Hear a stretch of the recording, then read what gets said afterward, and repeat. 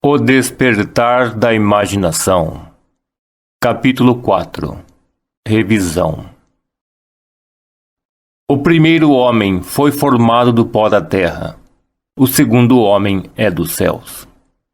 Primeira carta aos Coríntios, capítulo 15, versículo 47. Ele nunca irá dizer lagartas, ele vai dizer, há um monte de borboletas, como hão de ser em nossos repolhos, Pru. Ele não dirá, é inverno, ele vai dizer, o verão está dormindo. E não há botão pequeno demais, nem descolorido o bastante para Kester, não que o impeça de dizer, é o início da floração. Mary Webb, querido Bane. O primeiro ato de cura ou correção sempre será a revisão. Cada pessoa deve começar consigo mesma. É a sua própria atitude que precisa ser mudada. Aquilo que nós somos, somente nós podemos ver. Emerson. É um exercício extremamente saudável e produtivo diariamente reviver o dia da maneira como queria tê-lo vivido, revisando as cenas para fazê-las ficarem de acordo com os seus ideais. Por exemplo, suponha que hoje o carteiro tenha trazido uma correspondência ruim. Revise a carta. Mentalmente reescreva e deixe-a de acordo com aquilo que você deseja receber. Em seguida, na imaginação, leia a carta revisada várias vezes. Esta é a essência da revisão, e revisão resulta em revogação. O único requisito é despertar a sua atenção de uma maneira tão intensa que você se torne totalmente absorvido nesta ação revisada. Você vai experimentar uma expansão e um aprimoramento dos sentidos com este exercício imaginativo e, eventualmente, alcançará a visão. Mas lembre-se sempre de que o objetivo final deste exercício é criar em você o Espírito de Jesus, que é o contínuo perdão dos pecados. A revisão é algo da maior importância quando o objetivo é mudar a si mesmo, quando existe um desejo sincero de ser algo diferente, quando o desejo é despertar o ideal do espírito ativo do perdão. Sem imaginação, o homem permanece um ser de pecado. Ou o homem se eleva à imaginação, ou permanece aprisionado em seus sentidos. Se elevar na imaginação é perdoar. O perdão é a vida da imaginação. A arte de viver é a arte de perdoar. O perdão é, na verdade, experimentar na imaginação a versão revisada do dia, experimentando na imaginação aquilo que você deseja que seja experimentado na carne. Toda vez que alguém realmente perdoa, isto é, toda vez que alguém revive um evento da maneira como ele deveria ter sido vivido, este alguém nasce de novo. Pai, perdoa-os. Não é uma súplica que deve ser feita uma vez ao ano, mas uma oportunidade que temos todos os dias. A ideia do perdão é uma possibilidade diária, e se for aplicada sinceramente, ela irá elevar o homem aos mais altos níveis do ser. Ele experimentará a Páscoa todos os dias, sendo a Páscoa a ideia de uma transformação mais elevada, que deve ser um processo quase que contínuo. Liberdade e perdão estão indissoluvelmente interligados. Não perdoar é o mesmo que estar em guerra consigo mesmo, pois nós nos libertamos de acordo com a nossa capacidade de perdoar. Perdoai e sereis perdoados. Lucas, capítulo 6, versículo 37. Perdoar não é um senso de dever ou serviço. Perdoe porque você deseja perdoar. Os seus caminhos são caminhos agradáveis, e todas as suas veredas são de paz. Provérbios, capítulo 3, versículo 17. Você deve sentir prazer ao revisar as coisas. Você só conseguirá perdoar os outros efetivamente quando você tiver um desejo sincero de identificá-los com os seus ideais. Não é uma questão de dever. O perdão é uma questão de remover deliberadamente a atenção do dia não revisado e entregar alegremente toda a sua energia ao dia revisado. Se o homem começar a rever até mesmo os pequenos vexames e problemas do dia, então ele começará a operar praticamente sobre si mesmo. Cada revisão é uma vitória sobre si mesmo e, portanto, uma vitória sobre o seu inimigo. E assim, os inimigos do homem serão aqueles em sua própria casa. Mateus, capítulo 10, versículo 36. E a sua casa é o seu estado de espírito. O homem muda o seu futuro conforme ele revisa o seu próprio dia. Quando um homem pratica a arte do perdão, da revisão, ele revisará, com a sua imaginação, qualquer cenário factual no qual repouse a sua visão, mesmo aqueles nunca testemunhados antes. A magnitude da mudança realizada em qualquer ato que a revisão envolve faz tal mudança parecer totalmente improvável para o realista, o homem sem imaginação. Porque todas as mudanças drásticas sobre a sorte do filho pródigo se deram por uma mudança em seu coração. As batalhas do homem são travadas em sua própria imaginação. O homem que não revisa o dia perdeu a visão da vida que se assemelha à verdadeira função do Espírito de Jesus, que é transformar esta vida. Portanto, tudo quanto quiser de que os homens vos façam, assim fazei vós a eles também, pois esta é a lei dos profetas. Mateus, capítulo 7, versículo 12. Aqui segue a maneira como uma amiga artista perdoou a si mesma e viu-se livre da dor, da irritação e de inimizades. Ela, sabendo que nada além do esquecimento e do perdão é capaz de nos conduzir a novos valores, lançou-se em sua própria imaginação e escapou da prisão de seus sentidos. Ela escreveu: Quinta-feira eu dei aula o dia inteiro na escola de artes, e somente uma pequena coisa me marcou o dia. Ao entrar em minha sala de aula durante a tarde, eu vi que o zelador tinha deixado todas as cadeiras em cima das mesas depois de limpar o chão. Quando eu fui revirar uma cadeira para baixo, ela escorregou nas minhas mãos e me causou um forte golpe em cima do meu pé direito.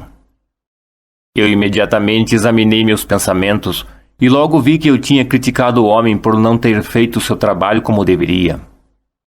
Mas vendo que ele tinha perdido seu ajudante, eu percebi que na verdade ele já tinha feito o suficiente, e que foi um presente indesejado que caiu e bateu em meu pé.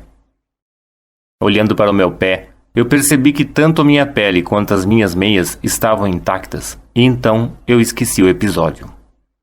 Naquela noite, depois de ter trabalhado intensamente em um desenho por cerca de 3 horas, decidi tomar uma xícara de café. Para minha total surpresa, eu não consegui pisar com meu pé direito que estava latejando com grande dor.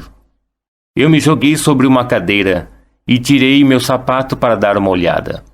O pé inteiro estava com uma estranha mancha púrpura e rosa, inchado e quente. Tentei andar ainda, mas vi que só ia doer mais. Eu não tinha qualquer tipo de controle sobre ele. Parecia ser uma entre duas coisas, ou eu tinha fraturado algum osso ou tinha deslocado alguma coisa. Não adiantava ficar especulando sobre o que era, o melhor era se livrar disso quanto antes. Então me acalmei e deixei tudo a jeito para lançar-me em luz. Porém, para aumentar a minha perplexidade, minha imaginação se recusava a cooperar. Ela só dizia não. Esse tipo de coisa também acontece frequentemente quando eu estou pintando. Com isso eu apenas começo a questionar: por que não? E ela continuava dizendo não. Finalmente eu desisti e disse: você sabe que eu estou sofrendo. Eu estou tentando não ter medo, mas você é o chefe. O que você quer fazer? A resposta foi ir para a cama e rever os acontecimentos do dia. Então eu disse: ah, certo. Mas deixe-me dizer uma coisa. Se meu pé não estiver perfeito amanhã de manhã, você só terá a si mesma para culpar. Depois de preparar a roupa de cama de forma que ela não cobrisse meu pé, comecei a rever o dia. Foi demorado a princípio, pois estava com dificuldade de concentrar a minha atenção em outra coisa que não fosse o meu pé. Eu repassei o dia todo. Não vi nada a adicionar ao incidente da cadeira. Mas quando cheguei ao início da noite, vi-me cara a cara com o sujeito que, pelo ano passado inteiro, fez questão de não falar comigo. A primeira vez que isso aconteceu, eu pensei que ele era surdo. Eu o conhecia desde os tempos de escola, mas nunca tinha feito nada mais do que dizer um olá e comentar sobre o tempo. Amigos em comum me garantiram que eu não tinha feito nada, que ele tinha dito que ele nunca gostou de mim e que, por fim, decidiu que não valia a pena me cumprimentar. Eu disse oi, ele não respondeu. Eu percebi que eu pensei, pobre coitado, que jeito horrível de ser. Eu decidi fazer algo sobre esta situação ridícula. Então, na minha imaginação, parei ali e refiz a cena. Eu disse oi, ele respondeu oi e sorriu. Agora pensei, bom e velho Ed. Eu revi essa cena um tanto de vezes e segui para o próximo evento e terminei o dia. E agora, no que eu me concentro, no meu pé ou no concerto? Eu tinha carinhosamente embalado um presente maravilhoso para encontrar o sucesso de uma amiga que estava para realizar a sua estreia no dia seguinte. E estava ansiosa para entregar-lhe esta noite. Minha imaginação soou um pouco mais solene quando ela disse: foquemos no concerto. Vai ser mais divertido. Mas primeiro não seria melhor fazer com que o meu maravilhoso pé imaginário substituísse o meu pé físico antes de começarmos? Eu implorei, por favor. Trato feito. Tive uma experiência maravilhosa no concerto e minha amiga foi tremendamente aplaudida. A este ponto eu estava com muito sono e adormeci em meio ao meu projeto. Na manhã seguinte, ao calçar meu chinelo, de repente me veio a imagem de uma rápida lembrança. Eu retirando o sapato e um pé pálido e inchado. Eu peguei o meu pé e olhei para ele. Ele estava perfeitamente normal em todos os aspectos. Havia um pequeno ponto rosa no dorso do pé, onde me lembrei que havia levado a pancada com a cadeira. Mas que sonho foi esse tão vívido? Eu pensava enquanto me vestia. Enquanto aguardava o meu café ficar pronto, fui até a minha mesa de desenho e vi que todos os meus pincéis estavam espalhados e sujos de tinta. O que deu em você para deixar seus pincéis assim? Eu pensei. Não se lembra? Foi por causa do seu pé. Então isso tudo não foi um sonho afinal, mas sim uma bela de uma cura. Ela conseguiu pela arte da revisão aquilo que ela nunca conseguiria pela força. No céu, a única arte de viver é esquecer e perdoar, especialmente para a fêmea. William Blake. Nós devemos encarar nossa vida, não como ela aparenta ser, mas sim através da visão do artista, através da visão do mundo perfeitamente criado e sepultado sob todas as mentes. Enterrado espera que um de nós um dia o revisemos. Somos levados a acreditar em uma mentira quando vemos com o olhar e não através dele. William Blake. Apenas uma revisão do dia, e aquilo que era inquestionavelmente real, para ela já não era tanto assim, e como um sonho, sem ser percebido, desapareceu. Você pode revisar o dia para satisfazer a si mesmo e, ao experimentar na imaginação os discursos revisados e suas ações, não só modificará a tendência da história de sua vida, mas também transformará todas as suas desavenças em harmonias. Quem descobre o segredo da revisão não terá outra escolha a não ser deixar de ser guiado pelo amor. Sua eficácia aumentará com a prática. A revisão é a maneira pela qual o correto pode encontrar o seu potencial adequado. Não resistais ao mal.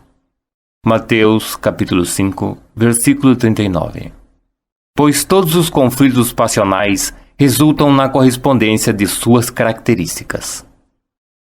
Aquele, pois, que sabe como fazer o bem e não o faz, comete pecado. Carta de Tiago, capítulo 4, versículo 17. Para saber a verdade, você precisa viver a verdade. E para viver a verdade, suas ações interiores devem coincidir com as ações do seu desejo realizado. Expectativa e desejo devem tornar-se um só. Seu mundo exterior é apenas uma atualização dos seus movimentos internos. Pela ignorância da lei da revisão, aqueles que partem para a guerra são perpetuamente derrotados. Apenas os conceitos que idealizamos retratam a verdade. O ideal do homem é o seu verdadeiro eu. E porque eu firmemente acredito que qualquer coisa que seja profundamente imaginada se torna, na realidade, algo totalmente prático, é que eu lhe peço para viver de forma imaginativa e que pense sobre isso. E peço que você, pessoalmente, se aproprie da eterna expressão Cristo em vós, a esperança da glória. Não culpe, apenas resolva. Não é um homem na terra em sua forma mais bela, mas você, praticando a arte da revisão, que faz o paraíso. A evidência desta verdade só será encontrada quando você mesmo tiver esta experiência. Teste rever o dia. Use a revisão como uma tesoura de poda, e você colherá frutos supremos. Neville Goddard.